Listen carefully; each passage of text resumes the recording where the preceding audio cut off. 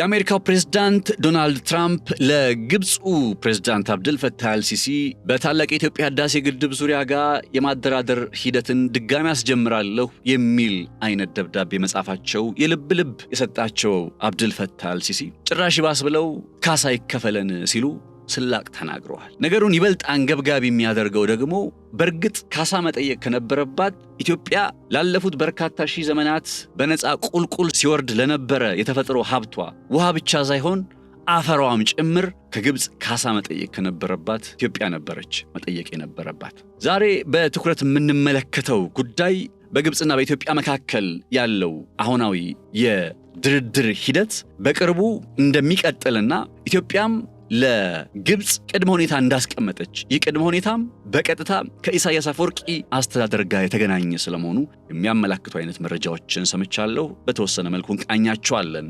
በተመሳሳይ በሌላ ጉዳይ ደግሞ በዚያው በአፍሪካ ቀንድ ቀጠና ላይ በጣም አዲስ የኃይል አሰላለፍ እየተፈጠረ ነው። ቀደም ብሎ ቱርክና እስራኤል ተፋጠጡ ስንል ነበር። ከዛ ቀደም ብሎ በነበረው ጊዜ ደግሞ ዩናይትድ አረብ ኤምሬትና ሳዑዲ አረቢያ አሁን በዚህ ሰዓት በአፍሪካ ቀንድና በቀይ ባህር ቀጠና ላይ ዋነኛ ተዋናይ ለመሆን እየተፋጠጡ የሚገኙና የቀጠናውን የኃይል አሰላለፍም ጭምር እየወሰኑ እየበየኑ ያሉ ሁለት ታሪካዊ ጠላት ሊባሉ የሚችሉ ሀገራት ከተፍ ብለዋል፣ ፓኪስታንና ህንድ።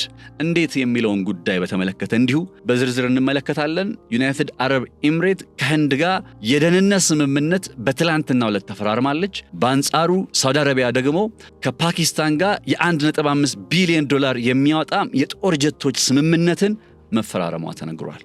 በዝርዝር እንመለከተዋለን። ሰላም ጤና ይስጥልን። ነጻነት ላቀው ነኝ በገበያ ፖድካስት።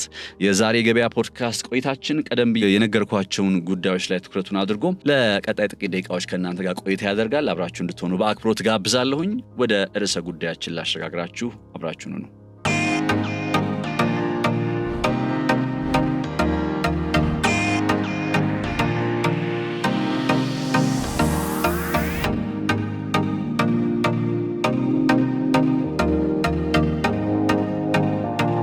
መቼም የምስራቅ አፍሪካ ቀንድ ቀጠና የቀይ ባህር ቀጠና በየጊዜው በጣም አስገራሚና አዳዲስ ነገሮችን የምንሰማበት ከዛም ማለፍ ሲል ደግሞ አንዳንዴ ተገማች አይደሉም ብለን የምናስባቸው ጉዳዮች አንዳንዴ ደግሞ ተገማች እየሆኑ የምንመለከትበት ሆኗል።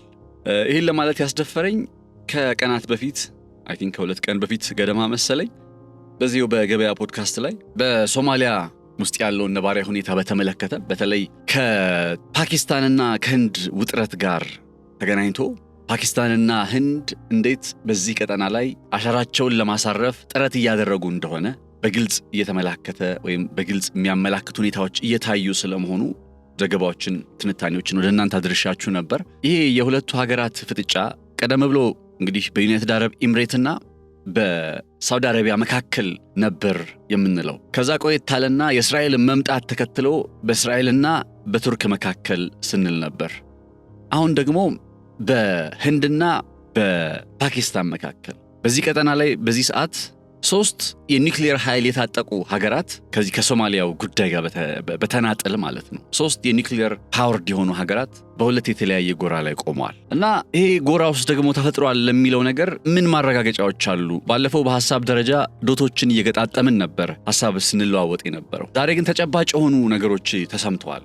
እነዛ ተጨባጭ የሆኑ ነገሮች በእርግጥም ዩናይትድ አረብ ኤምሬትና ሳውዲ አረቢያ ብቻ ሳይሆን ፓኪስታንና ህንድም በዚህ ቀጠና ላይ አሻራቸውን ለማሳረፍ ተጽዕኖአቸውን ለማሳደግ የሚሄዱበት ርቀት በጣም ከበድ ያለ መሆኑን የሚያመላክት ሆኗል። መረጃዎች እንደሚያመላክቱት ከሆነ በሳውዲና በፓኪስታን መካከል የነበረው አጋርነትና ጥምረት መስከረም ላይ ነው ጥንስሶ ያለው። መስከረም ላይ ሁለቱ ሀገራት የጋራ የደህንነት ስምምነትን ላይክ ፓኪስታን ከተነካች ሳውዲ አረቢያ እንደተነካች ይቆጠራል፣ ሳውዲም ከተነካች ፓኪስታን እንደተነካች ይቆጠራል የሚል አይነት የደህንነት ስምምነትን ነበር ያደረጉት። ይሄ የደህንነት ስምምነት በሳውዲና በፓኪስታን መካከል ሲደረግ የጋራ ሁለቱን ሀገራት ያገናኘው ነገር ምንድነው?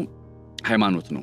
ሁለቱም የሱኒ እስልምና የሚከተሉ ሀገራት ናቸው። በእንደዚህ አይነት ነባራዊ ሁኔታ ውስጥ በርከት ላለ ወራት ከዘለቁ በኋላ ነገር ግን በቀይ ባህርና በአፍሪካ ቀንድ ቀጠና በሶማሊያ ውስጥ ያለው ሁኔታ እየተካረረ ሲመጣ ሳውዲ አረቢያም በዩናይትድ ኤምሬት አማካኝነት ብዙ ጫናዎች ሲባል ያው ዩኤኢ ባለፉት ዓመታት ከተለመደው አካሄዷ ወጣ ያሉ እንቅስቃሴዎችን በርከት አድርጋ መታየቷ ለሳውዲ አረቢያ እንቅልፍ የሚነሳ ነበርና በዚሁ በሶማሊያ ሆነ በምስራቅ አፍሪካ ቀንድ ቀጠና ላይ በምታከናውናቸው እንቅስቃሴዎች ውስጥ ፓኪስታንን አጋር አደረገች። ወይም ከዚህ ቀደም ተስማምታ የነበረውን ስምምነት አክቹዋሊ ገቢራዊ ያደረገችና በመሬት ላይ ታንቀሳቀሰው ጀመር።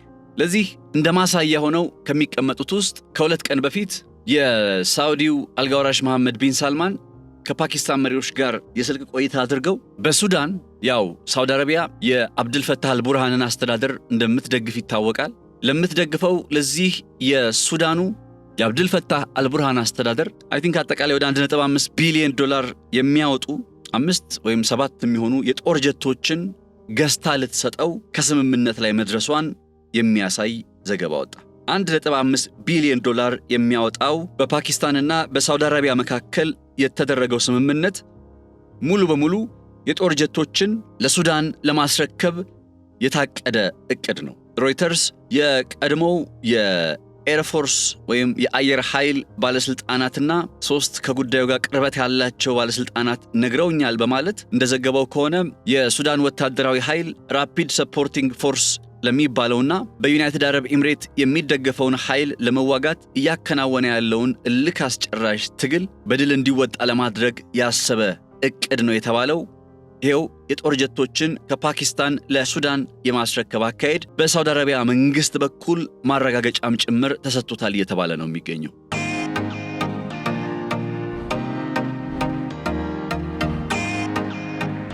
2 ዓመት ከ6 ወር ገደማ ያስቆጠረው ይሄው ማለት የቅርብ ጊዜ ከጀመረ ወዲህ 2 ዓመት ከ6 ወር ገደማ ሆኖታል። በጣም በዓለማችን ላይ እጅግ አስፈሪና አሳዛኝ የሚባል የሰብአዊ ቀውስ ያለበት የሱዳን ነባራዊ ሁኔታ አሁን ደግሞ ከውጭ ኃይሎች ጣልቃ ገብነት ጋር ተያይዞ ሌላ ቅርጽን ይዞ ለመቀጠሉ አንድ ማሳያ ይሄው ሳውዲ አረቢያ ከፓኪስታን ገዝታ ለሱዳን እሰጣለሁ ያለችው የጦር ጀቶች ጉዳይ ነው።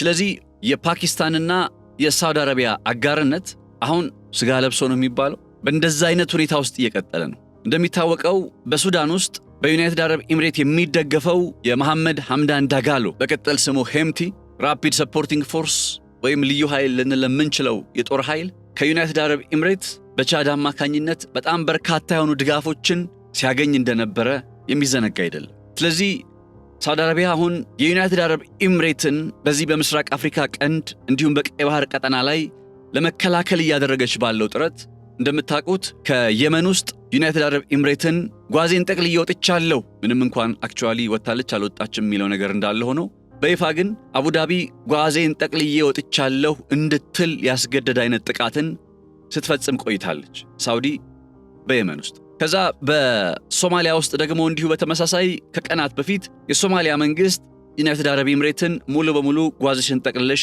ውጪ ብሎ ያው በሶማሊያዊ ክልላዊ ግዛቶች መካከል በጉዳዩ ላይ ልዩነቶች ቢኖሩም ማለት ከሶማሊላንድ በተጨማሪ እንደ ፑንትላንድና ጁባላንድ የመሰሉትም ዩናይትድ አረብ ኤምሬት ለምን ለቃ ትወጣለች የሚለውን ጥያቄ ያቀረቡ ቢሆንም የሐሰን ሼክ መሐመድ አስተዳደር ግን ዩናይትድ አረብ ኤምሬት ለቃ ትውጣ ብሏል። ኤምሬትም ለቅቄ እወጣለሁ ብላለች። አሁን ቀጣዩ ሱዳን ሆኗል። በሱዳን ውስጥም ባለፉት ጊዜያት የሄምቲ አርኤስኤፍ ወታደራዊ ኃይል በጣም ጠንከር ያለ ድጋፍን ከዩኤኢ ያገኝ ስለነበር በጦርነቱ ላይ በጣም ድል እያስመዘገበ ነበር። እንደምታውቁት ካርቱም ማለት የሱዳን ርዕሰ መዲና ካርቱምን በቁጥጥሩ ውስጥ አድርጎ የነበረበት ጊዜ ነበር። አብዱልፈታህ አልቡርሃን አስተዳደር ከካርቱም ኮብልሎ ፖርት ሱዳን ውስጥ እንዲመሽግ አስገድዶት ነበር። አሁን ግን ጨዋታው እየተቀየረ መጣና ከዓመታት በኋላ ሊባል በሚችል መልኩ የአብዱልፈታህ አልቡርሃን አስተዳደር ወደ ካርቱም ተመልሶ በተራው ደግሞ በዩናይትድ አረብ ኤምሬት የሚደገፈው ሄምቲን ከካርቱም አስወጥቶ ጭራሽ አሁን በቻድ ድንበር አቅራቢያ በሚገኙ ጠንካራ የሄምቲ ወታደራዊ የጀርባ አጥንት ናቸው የሚባሉ አካባቢዎች ላይ ጭምር ጥቃት ሰነዝራለሁ እያለ ይገኛል። ያን ለማድረግ ታዲያ ነው የሳውዲ አረቢያ 1.5 ቢሊዮን ዶላር የሚያወጣ ጀቶች ከፓኪስታን ተገዝተው ሊሰጡት እየተጠባበቀ የሚገኘው 1.5 ቢሊዮን ዶላር። ይህ ነባራዊ ሁኔታ ስጋት እየፈጠረባት የምትገኘው ዩናይትድ አረብ ኤምሬት ታዲያ በቀጠናው ላይ ሳውዲ ድንገት መታ በተለይ ከፓኪስታን ጋር ትብብር ፈጥራ አሁን በሶማሊያ ውስጥ ኢቨን በሱዳን ውስጥ ነገሩ እየከረረ ሲመጣ አቡዳቢ አማራጭ ብላ ስታማትር ማረፊያዋ ህንድ ላይ ሆኗል። በትላንትናው ዕለት የዩናይትድ አረብ ኤምሬቱ መሪ ቢን ዛይድ አልናህያን ለ3 ሰዓታት ብቻ በህንድ ቆይታ አድርገው በእነዛ 3 ሰዓት ጊዜ ውስጥ ደግሞ ጠቅላይ ሚኒስትር ናሬንድራ ሞዲ ጋር የደህንነት ስምምነት ዲፌንስ አግሪመንት ያሉትን ስምምነት ተፈራርመው መጥተዋል። እንግዲህ አስቡት፣ ከአቡዳቢ ተነስቶ ኒው ዴልሂ ለመድረስ ስትሄዱ 3 ሰዓት ተኩል፣ ስትመለሱ 3 ሰዓት ተኩል፣ በጥቅሉ 7 ሰዓት ይፈጃል ደርሶ መልስ። ታዲያ አልናህያን 7 ሰዓት የፈጀ ጉዞ አድርገው ለ3 ሰዓት ብቻ ከናሬንድራ ሞዲ ጋር ተነጋግረው ምንድነው ጉዳዩ? ምንድነው ከጀርባ ያለው ነገር? ምን አይነት አጣዳፊ ጉዳይ ቢኖር ነው የሚለው ጥያቄ እንዲነሳ ያስገድዳል። የመጀመሪያው ጉዳይ ከዚህ ቀደም ከ2 ቀን በፊት በሰራሁት ዘገባ ላይ ካስታወሳችሁ ዩናይትድ አረብ ኤሚሬትስ፣ እስራኤል እንዲሁም ህንድ በአንድ ጎራ ላይ እየተሰደሩ ነው የሚለውን ጉዳይ ያነሳውላችሁ ነበር። አሁን ለዛ ማረጋገጫ ሊሆን በሚችል መልኩ ነው ቢን ዛይድ አልናህያን የህንድ ጉብኝት ለ3 ሰዓት ቆይታ ሲያደርግ ኢኮኖሚያዊ አጋርነቶች፣ ትብብሮች፣ የንግድ አጋርነቶች የመሳሰሉትን ተፈራርመዋል። ነገር ግን ቁልፍ ነው የተባለው ጉዳይ በህንድና በዩናይትድ አረብ ኤሚሬት መካከል የተፈረመ የደህንነት ስምምነት ነው፣ ዲፌንስ አግሪመንት ነው።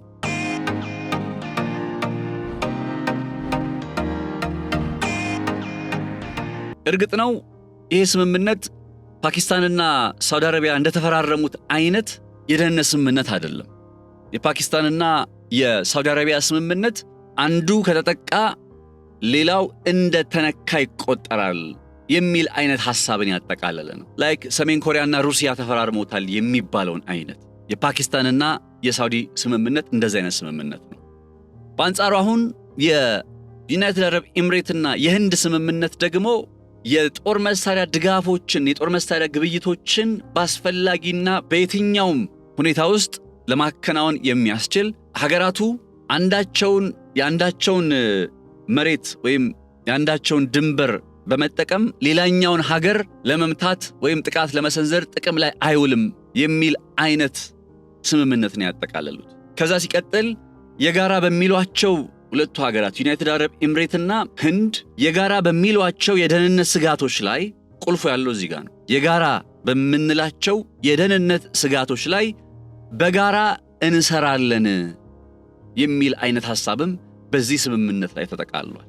አሁን ጥያቄው ህንድና ዩናይትድ አረብ ኤሚሬት የጋራ የሚሉት ጥያቄ፣ የጋራ የሚሉት ስጋት፣ የጋራ የሚሉት ጭንቀት ምንድነው ነው? ሁለቱን ሀገራት የጋራ ሊያስብላቸው የጋራ ጭንቀት ወይም የጋራ የደህንነት ስጋት መጣብን ሊያስብላቸው የሚችል አንድ ነባራዊ ሁኔታ በሳውዲ አረቢያና በፓኪስታን መካከል ያለው ጥምረትና አጋርነት ነው። ይህ ጥምረትና አጋርነት በሶማሊያ ውስጥ አለ፣ በሱዳን ውስጥ በግልጽ እየታየ ነው። በየመንም ላናየው የምንችልበት ምንም ሁኔታ የለም።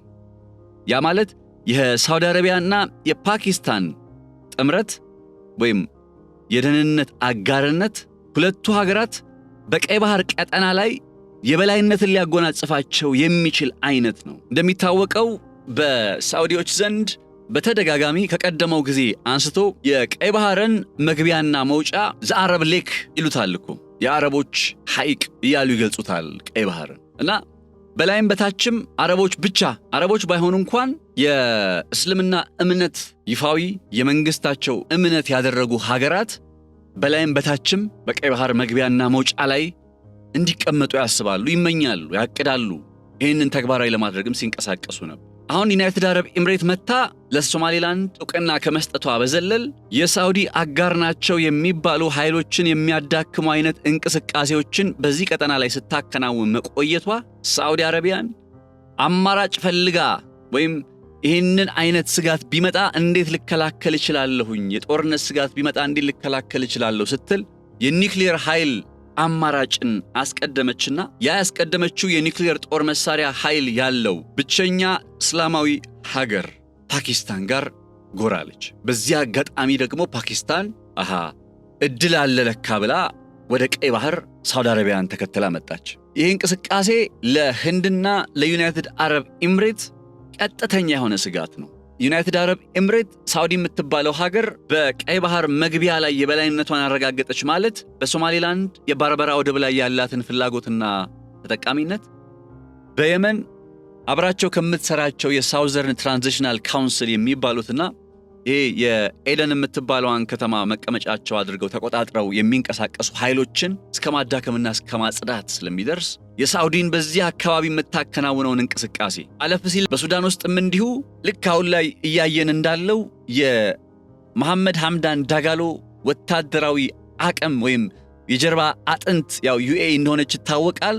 የሳውዲ መጠናከር ይህንን የመሐመድ ሐምዳን ዳጋሎን አቅም ዜሮ ስለሚያስበላ ኤምሬትስ በዝምታ ልትመለከት አትችልም ይህንን የሳውዲና የፓኪስታንን ጥምረት።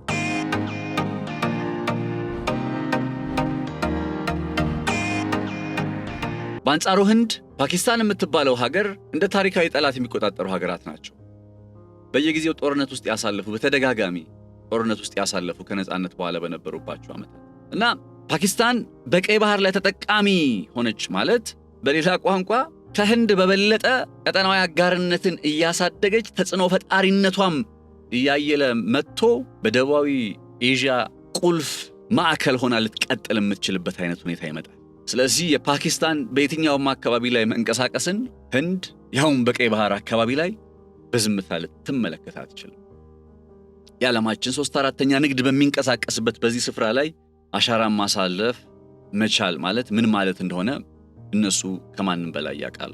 አሁን እየለየ ባለው ጎራ በአንድ ወገን ቱርክ፣ ሳዑዲ፣ ፓኪስታን፣ ሱዳን በተለይ የአብዱል ፈታህ አልቡርሃን አስተዳደር which is በዓለም አቀፉ ማህበረሰብ ዕውቅና የተሰጠው አሁንም የጦር ጀቶች ሊገዙለት ነው በሳዑዲ አማካኝነት ከፓኪስታን። በዚህ ወገን ውስጥ እነዚህ ሀገራት የተሰባሰቡ ነው። የግብፅን ጉዳይ እስኪ በይደር እናስቀምጠው፣ ግን ከሞላ ጎደል ወደ እነ ሳዑዲ ጎራ የመቀላቀል ዕድሏ ከፍ ያለ ነው። ግን እንዳልኳችሁ እስኪ ትንሽ ነው የግብፅን ጉዳይ። በሌላኛው ወገን ደግሞ እስራኤል፣ ዩናይትድ አረብ ኤምሬት፣ ህንድ፣ ከዛ ሱዳን ውስጥ ደግሞ አለ የመሐመድ ሐምዳን ዳጋሎ ሄምቲ ወታደራዊ ኃይል። በየመን ውስጥ በሊቢያ ውስጥ ምን ሲያደርግ እንደነበረ ከዚህ ቀደም ነግሬያችኋለሁ። ይሄ ጃንጃዊድ የሚባለው የአርኤስኤፍ ራፒድ ሰፖርቲንግ ፎርስ ያለው የመሐመድ ሐምዳን ዳጋሎ ወታደራዊ ኃይል እንደ ነን ስቴት አክተር ይቆጠራል። የመን ውስጥም እንዲሁ ለሁለት ተካፍለዋታል የመንን፣ ሳውዲና ዩናይትድ አረብ ኤምሬት። ቅርጹ እንዲህ የሆነ ወይም እንዲህ እየተገለጠ መጥቷል። ትላንትና ሳውዲ አረቢያ ለሱዳን የጦር ጀቶችን ገዝቶ ለማስረከብ ከፓኪስታን ጋር ስምምነት ማድረጓ በተሰማ ማግስት ዩናይትድ አረብ ኤምሬትና ህንድ ደግሞ የጋራ በመንላቸው የደህንነት ስጋቶቻችን ላይ እኩል በጋራ ለመስራት ተስማምተናል ሲሉ መፈራረማቸው ታውቋል። ይሄ ጉዳይ ኢቮልቭ እያደረገ የሚገኘውን የምስራቅ አፍሪካ ቀንድ ጂኦፖለቲካዊ ሁኔታ ወደ ሌላ አዲስ ምዕራፍ ውስጥ ያሸጋገረ አሁናዊ ክስተት ሆኗል።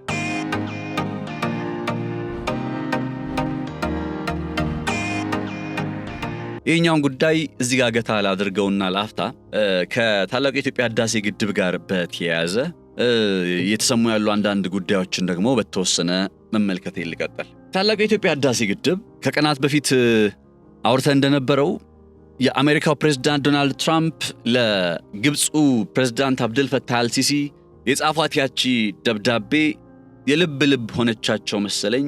ግብጾች አሁን ከመሬት ተነስተው በታላቁ የኢትዮጵያ ህዳሴ ግድብ ካሳ ይገባናል ወደሚሉበት አይነት ሁኔታ ውስጥ መጥተዋል። ካሳ በመጠየቅ ላይ ናቸው። የታችኛው ተፋሰስ ሀገራት ካሳ እየጠየቁ ነው፣ ግብጽ በተለይ እና አዲስ አልሆነባችሁም ካሳ ይከፈለን ሲሉ አዲስ ነው የሆነብኝ። ሆነስትሊ የመጀመሪያ ያደረኩት ነገር ምንድነው?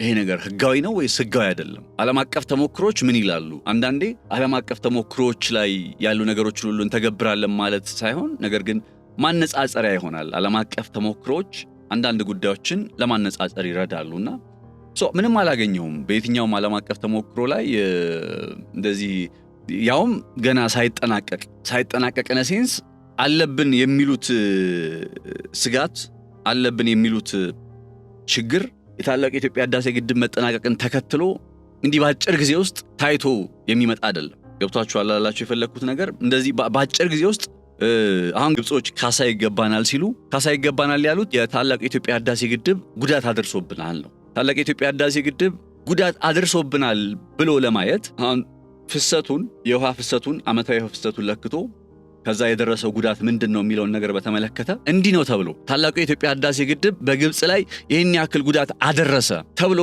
የቀረበ ምንም አይነት ጥናትም የለም፣ ሎጂክ ወይም አመክንዮም የለም፣ ምንም ነገር የለም። ስለዚህ ምንም በሌለበት ሁኔታ ላይ መጥቶ ካሳ መጠየቅ ነገሩ ስለ ካሳው ሳይሆን ወይም እየጠየቁ ያለው የካሳ ጉዳይ ሳይሆን ከጀርባ ሌላ ሊሉ የፈለገው ነገር እንዳለ ልብ ይሏል ማለት ነው። በህግ እንደዚህ ካሳ መጠየቅ ይቻላል የሚለው ነገር ከተመለከትን በህግ ከጠየቅን እንደ የህግ ባለሙያዎች በጉዳዩ ላይ በደንብ አስተያየት ሊሰጡበት ይችላሉ። እኔ በተወሰነ ንባብ የተረዳሁት ነገር በህግ መጠየቅ የሚቻልበት ሁኔታ አለ። ነገር ግን በተግባር ደረጃ ማድረግ ይቻላል ተግባራዊ ማድረግ ይቻላል ከተባለ በጣም አስቸጋሪ ነው። በዓለም አቀፉ የውሃ ህግ መሰረት እንደ ታችኛው ተፋሰስ ሀገር ግብጽ ታላቁ የኢትዮጵያ ህዳሴ ግድብ ጉዳት አደረሰብኝ ልትል ትችላለች። ያ አደረሰብኝ የምትለው ጉዳትና ችግር ግን በተግባርና በተጨባጭ ፕሩቭ መደረግ አለበት፣ መረጋገጥ አለበት። ኢትዮጵያ ከበድ ያለ የሚለካ ጉዳት አደረሰች የሚባለው ያኔ ነው የዓለም አቀፍ ህጎች ዓለም አቀፍ መርሆች ተጣሱ በሚል ነገሩን ማንሳት የሚቻለው። ለምሳሌ ያክል እንደ ድንበር ተሻጋሪ ወንዝ ሊደርስ የሚችለውን ጉዳት ኢትዮጵያ አልተከላከለችም አልቀነሰችም ተብሎ ጥያቄ ማንሳት ሜክ ሴንስ። ይሄኛው ጉዳይ ኢኩዊቴብልና ምክንያታዊ የሆነ የውሃ አጠቃቀምን በሁለቱ ሀገራት መካከል እንዲደረግ ወይም እንዲመጣ ከማድረግ አኳያ የራሱ ሚና ይጫወታል። ኢትዮጵያም ደግሞ በነገራችን ላይ በታችኛው ተፋሰስ ሀገራት ላይ በግብጽም ሆነ በሱዳን ላይ ምንም አይነት ጉዳት የማድረስ ሐሳብም የላትም እቅድም የላትም። ላድርስባቸው ብላ ብትነሳም እንኳን ማድረግ የሚቻልበት ነባራዊ ሁኔታ የለም። ስለዚህ የግብጽን ጥያቄ በህግ መነጽር ከታየ የትኛው ነጥብ ደካማ ያደርገዋል የሚለውን ጉዳይ ከተመለከትን የምናገኘው ነገር አንደኛ ታላቁ የኢትዮጵያ ህዳሴ ግድብ ያው ሙሉ በሙሉ የኃይል ማመንጨት ሂደቱን በተመለከተ ሙሉ በሙሉ ጀምሯል አልጀመረም አምነኳሹር በተወሰነ ባለፈው ዓመት እንዳስመረቅ ነው ይታወቃል። የግድቡ የውሃ ሙሌት መጠናቀቁ ይታወቃል። ተርባይነሮቹ ተገጥመው ምን ያክል እያመነጨ ነው ምናምን የሚለውን ነገር በተመለከተ እኛ እንኳን ነው የምላችሁ እዚህ ኢትዮጵያ ውስጥ ያለነው ሰዎች እንኳን ገና እንደዚህ ጥርት አድርገን የምናውቀው ነገር የለም አይደል? እንደዚህ አይነት ነገሮች ገና በሚቀሩበት ሁኔታ ላይ ግብጽ ከመሬት ተነስታ ጉዳት ደረሰብኝ ብላ ቡራ ከራዩ ማለት በህግ መነጽር ነገሩ ሲታይ ውሃ ማያነሳ ያደርግባታል ማለት ነው።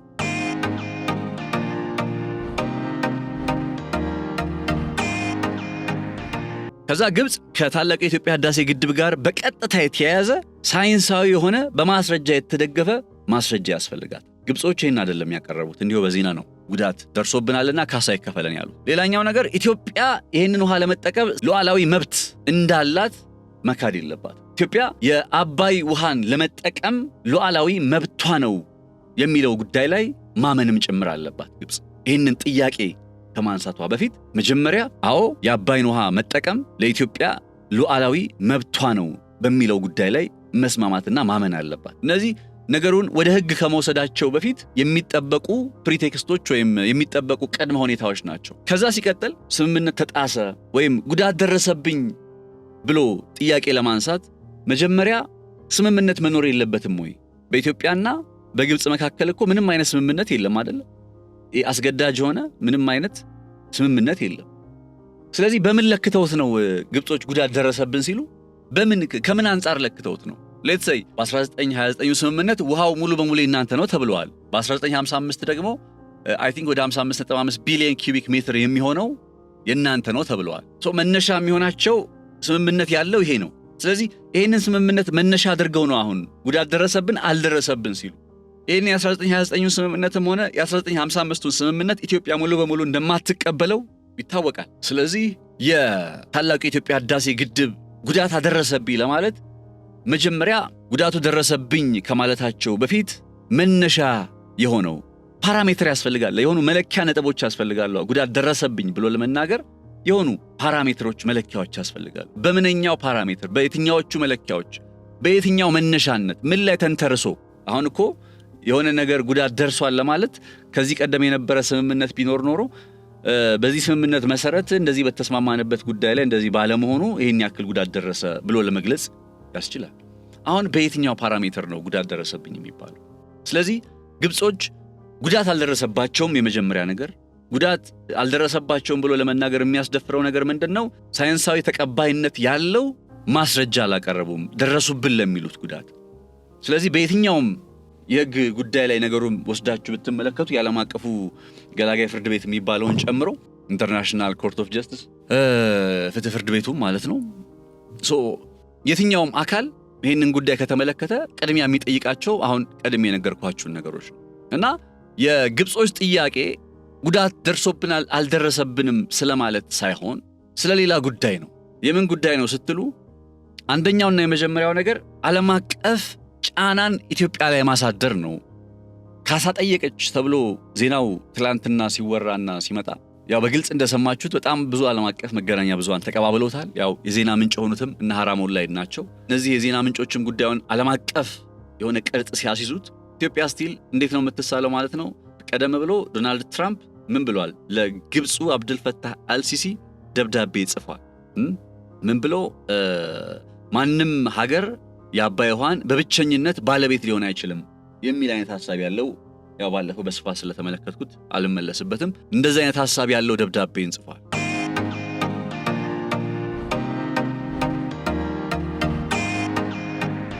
ስለዚህ ይህንን ደብዳቤ መነሻ አድርገው ነው እንግዲህ እና አብዱልፈታህ አልሲሲ ደግሞ አሁን ስለ ካሳ ማውራት የጀመሩት። በነገራችን ላይ በኢትዮጵያ በኩልም አንዳንድ የሰማቸው እንግዲህ መረጃዎች ኢትዮጵያም ያው ፍላጎቱ እንዳላት ለመደራደር ፍላጎቱ እንዳላት ከድርድር እንደማትሸሽ ከድርድር እንደማትርቅ የሚያሳዩ ናቸው።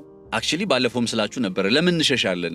ምን የሚደበቅ ምን የሚሸሸግ ኖሮን ነው? ወይም ዓለም እንዳያውቀው የምንፈልገው ምን ቢኖር ነው? አሁን ተነጋገሩ ተወያዩ ከሚለው ሐሳብ ላይ ተደራደሩ ከሚለው ሐሳብ ላይ የምንርቀው በድርድር መብት ማስከበር የሚቻልበት መንገድም እንዳለ ያው ማሳየት የሚቻልበት መንገድ አለ ብዬ ስለማምን ነው። ከሌለ ሐሳባችንን ወይም ዓለም አቀፋዊ ጫና እየደረሰብን ስለሆነ ብሎ ጥሎ መውጣት ስለሚቻል ማለት ነው። ግን አትሊስት የመጀመሪያውን ስቴፕ ቀረብ ብሎ ቅድመ ሁኔታዎችን ማስቀመጥ ያስፈልጋል። ኢትዮጵያም አሁን ግብጾች ይህንን ካሳ ይከፈለን ሲሉ እኔ የሚመስለኝን ነገር ስነግራችሁ ይሄ ጥያቄ የመጣው ኢትዮጵያ በእርግጥም ከግብጽ ጋር ለመደራደር በሯ ክፍት መሆኑ ከታወቀ በኋላ የመጣ የግብጽ ሐሳብ ነው። ካሳ ይከፈለን which is ኤክስትሪሙን ጫፉን ነው እያሳዩ ያሉ። የምንፈልገው ይሄን ያክል ነው ብለው ነው ጫፉን እያሳዩ ያሉ። የሆነ ሚድል ግራውንድ ላይ መጥቶ ወደ ስምምነት ሲመጣ ምንም የማይጠቅማቸው ነገር እኮ ነው። ካሳ እንደማይሆን ያውቁታል። ነገር ግን ካሳ ጥያቄ አቅርበን ነበረ። ያው ቅድመ ሁኔታዎችን የኢትዮጵያን ፍላጎት ለማክበር ስንል ደግሞ የካሳ ጥያቄያችንንም ጥለናል ወይም አስወግደናል ወይም ትተናል እያሉ ወደ ሚድል ግራውንድ ላይ ሲመጣ የድርድር ስቴፕ እንደ ቅድመ ሁኔታ ያስቀመጥናቸውን ነገሮች እየተውን ነው ወደሚል ነጥብ ውስጥ ለመምጣት እየጠቀሙበት ያለ ስልት ነው እንጂ አክቹአሊ ግብጽ ከኢትዮጵያ አይደለም ካሳ ይቅርና እስከዛሬ በነፃ ስትጠቀም ለኖረችበት በተለይ በዚህ ጉዳይ ላይ አንድ አድማጫችን የላከልን አንድ ቆንጆ አስተያየት አለ። በጣም እናመሰግናለን። እውነት ነው። የአፈሩም ጉዳይ የታላቁ የኢትዮጵያ ህዳሴ ግድብ የአፈር ጉዳይ ማለት በየዓመቱ ተጠራርጎ ሲሄድ ግብጽ ተጠቃሚ የምትሆነው ማለት ነው። ቁጥራዊ መረጃው እርግጠኛ አይደለም። ነገ ስመጣ ፎር ሹር ያው መጽሐፉ ስላለኝ እሱ ጋር ሪፈር አድርጌ ትክክለኛውን ነገር ነግራችኋለሁ። ነገር ግን አፈሩ ይባላል በየዓመቱ ከኢትዮጵያ ወርዶ ግብጽ የሚደርሰው አፈር በየዓመቱ እስከ 30 ሜትር ድረስ ከፍታ እየጨመረ ነው። ልክ በዚህ ዓመት ሲመጣ 30 ሜትር ከፍታ ያለው አፈር ከዛ አስቡት እንዴት ግብጽ ተጠቃሚ እንደምትሆንበት። አሁን ታላቁ የኢትዮጵያ ህዳሴ ግድብ አንድ ያስቀረው ያንን ጉዳይ ነው። በደንብ እስማማለሁ በተከታታያችን አስተያየት። እንዲያውም በዚህ ጉዳይ ላይ እንዳልኩት ዘርዘር ያለው መረጃ ስላለኝ የአፈርን በተመለከተ ዘርዘር ያለው መረጃ ስላለኝ በቀጣይ ነገ ስመጣ ወር ምናምን በቀጣይኛውን ጉዳይ ስንመለከት ወይም ነገም ቢሆን ስራዬ ብዬ ይዤ እመጣለሁኝ የዚህ የአፈሩን ጉዳይ እና እውነት ነው። ስለዚህ እንዲያውም ካሳ መጠየቅ ካለብን ኢትዮጵያ ካሳ መጠየቅ አለባት ግብጽን። ኢትዮጵያ ላለፉት በርካታ ዘመናት እንደው ሌላው ይቀር ኒው ኢትዮጵያ የምንላት አለች አይደል? ከዚህ ከቅኝ ገዢዎች አፍሪካን ከተቀራመቱ በኋላ ኢትዮጵያ ነፃነቷን አስከብራ ያረጋገጠችው ድንበር that's why you call the new ኢትዮጵያ የሚባለው ማለት ነው። እሱን ከያዝንበት ጊዜ አንስቶ እንኳን ከአድዋ ጀምሮ እንኳን ባለፉት 110 120 ዓመታት ውስጥ በነፃ ስትጠቀም ስትበዘብዝ ለነበረው ለኛ አፈር ለዛ ግብጽ ኢትዮጵያን ካሳ መክፈል አለባት። አይደለም ኢትዮጵያ ግብጽን ካሳ ልትከፍላት። ስለዚህ የካሳው ጥያቄ ግብጾች ካሳ ይከፈለን ብለው ጥያቄ ሲያቀርቡና ሲያነሱ እየጠየቁ ያሉት በድርድር ጠረጴዛ ላይ የሚወድቁ የሚነሱ ሐሳቦችን እንጂ አክቹአሊ ወይም በተግባር መሬት ላይ የሚወርድ አይነት ነገር አለመሆኑን ጠንቅቀው ራሳቸው ግብጻውያኑ ያውቃል። በመሆኑም ኢትዮጵያ ልክ እንዲህ አይነት ፐዝሎችን መጠየቅ መጀመር አለባት። ካሳ ይከፈለኝ ማለት ያለባት ኢትዮጵያ ነች።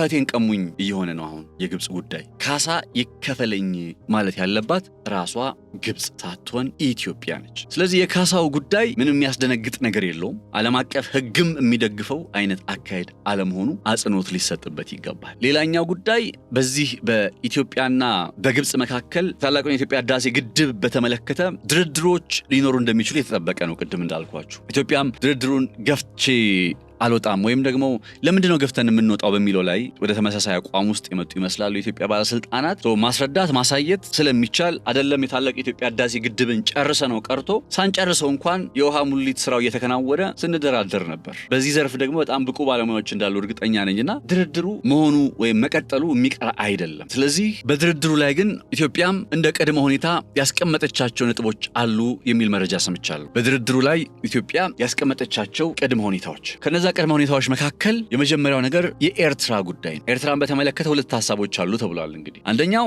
ግብጽ ከኤርትራ ጋር በምታደርገው አጋርነት ላይ ወይም ከኤርትራ መንግስት ጋር እያከናወነች ባለው አካሄድ ላይ አቋሟን እንድታሳውቅና የኢትዮጵያን ብሔራዊ ጥቅም የኢትዮጵያን ስትራቴጂካዊ ጥቅም አደጋ ላይ የማያስገባ ነገር እንደማትሰራ ኢትዮጵያ ግብጽ ታሳውቀኝ የሚል አይነት ቅድመ ሁኔታን አስቀምጣለች። እንደዛ ከሆነ በጣም የሚገርም የዲፕሎማሲያዊ የመጫወቻ ካርድን መጫወት ይሏል ነው። ኢትዮጵያ ታላቁ የኢትዮጵያ ህዳሴ ግድብን ጨርሰዋለች አይደለ? እንገንባ ውሃ እንሙላ አይደለም ጥያቄው። ከዚህ በኋላ ግብጾች የሆነ ነገር ቢያደርጉት ታላቁ የኢትዮጵያ ህዳሴ ግድብን ምን እንደሚከሰል ያውቁታል።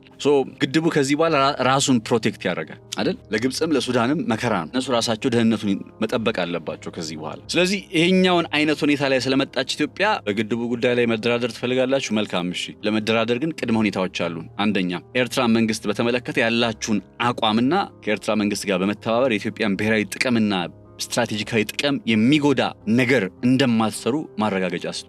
እነሱ ማረጋገጫ ይሰጠን አይደለም የሚሉት ግብጾች፣ ማረጋገጫ ይሰጠን፣ በቃል ሳይሆን በወረቀት የተጻፈ ማረጋገጫ ይሰጠን ዓመታዊ ፍሰቱን በተመለከተ አይደለ? ፎርዛን ማተር ኢትዮጵያ በቀጣይ ትውልዷ ሀብት ላይ እንደማትደራደር ከዚህ ቀደም ነግሬያቸዋለሁኝ። ነገር ግን ወደ ሐሳቡ ለመምጣት ለምሳሌ እንዳልኳችሁ ከዚህ ቀደም ሚኒመም ለምሳሌ ግብጾች 40 ቢሊዮን ኪዩቢክ ሜትር ውሃ በአመት ይለቀቅልን ይላሉ አይደል? ኢትዮጵያ ደግሞ 20 ቢሊዮን ኪዩቢክ ሜትር ውሃ መለቀቅ ይችላል ትላለች። በዚያው አግባብ ላይ ሁለቱ ሀገራት ቢስማሙ ቢነጋገሩ ፌር ይሆናል። ወደዛ ንግግር ውስጥ ለመምጣት ግን ቅድመ ሁኔታ መኖር አለበት። ቅድመ ሁኔታው ቁጥር 1 የኤርትራ መንግስት በተመለከተ እንደሰማሁት ከሆነ የኤርትራ መንግስት ለምስራቅ አፍሪካ ቀንድ ሰላም ማጣት የሚጫወተው ሚና ከፍ እያለ ስለመጣ አሜሪካም በኤርትራ መንግስት ላይ ይህንን አይነት መረዳት ውስጥ እየገባች ስለሆነ የባለፈው የኢሳያስ አፈወርቂ ቃለ መጠይቅ እሱን የሚያስረዳ ነው። አሜሪካም በኢሳያስ መንግስት ላይ ያላት መረዳት ከኢትዮጵያ የተለየ አይነት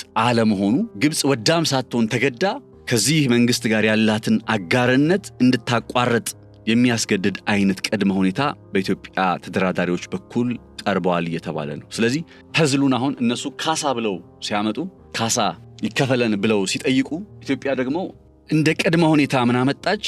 ከኤርትራ መንግስት ጋር ያለሽን ግንኙነት አቋርጪ ግብጽን ወደሚል አይነት ቅድመ ሁኔታ ውስጥ እንደመጣች መረጃዎች ያመለክታሉ። እንግዲህ ቀስ በቀስ ነገሩ ይበልጥ እየበሰለ ሲመጣ እኛም ደግሞ በጉዳዩ ላይ የምናገኛቸውን መረጃዎች በደንብ እየሰደርን ያው ከጊዜ ጋር አንዳንዴ ገብቷቸዋል። መረጃ አቀባዮቻችንም ሊዘርዘር አድርገው አልነገሩንም እውነት ለመናገርና ጫፍጫፉን ነው ያስያዙን። እኛም ጫፍጫፉን ነው የነገርናችሁ።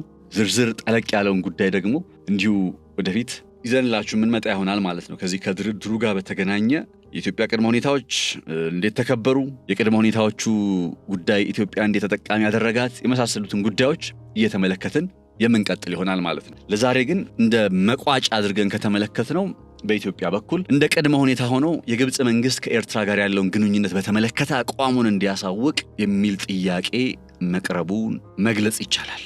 ገበያ ፖድካስት የዛሬው ጥንቅር ወደ እናንተ የደረሱት ሁለት ጉዳዮች ነበሩ። የመጀመሪያው ጉዳያችን የዩናይትድ አረብ ኤምሬትና የህንድ አጋርነት እንዲሁም በአንጻሩ የሳውዲ አረቢያና የፓኪስታን አጋርነት እንዴት የቀይ ባህርና የአፍሪካ ቀንድ ቀጠናን የጂኦፖለቲካ የኃይል አሰላለፍ እየበየነ እንደመጣ በዝርዝር ተመለከትን። በሁለተኛነት ደግሞ ከታላቁ የኢትዮጵያ ህዳሴ ግድብ ጋር ተያይዞ ግብጽ ካሳ ይከፈል ማለቷ የእሷ አንድምታዎችንና የህግ ማዕቀፉ ምን ይላል ከሚለው ነገር በዘለል ኢትዮጵያ ደግሞ እንደ ቅድመ ሁኔታ ወደ ድርድር ለመምጣት ከግብጽ ጋር እንደ ቅድመ ሁኔታ ያስቀመጠችው ጉዳይ ካይሮ እንዲሁም የአስመራ ግንኙነት መቀጠል የለበትም የሚለውን ጉዳይ አጽንኦት የሚሰጥ ስለመሆኑ በተወሰነ መልኩ ለመቃኘት ሞክረናል። አብራችሁን ስለነበራችሁ ልባዊ ምስጋናችን በያላችሁበት ይድረስ። ነጻነት ላቀው አብሬያችሁ ቆይታ አድርጌያለሁኝ።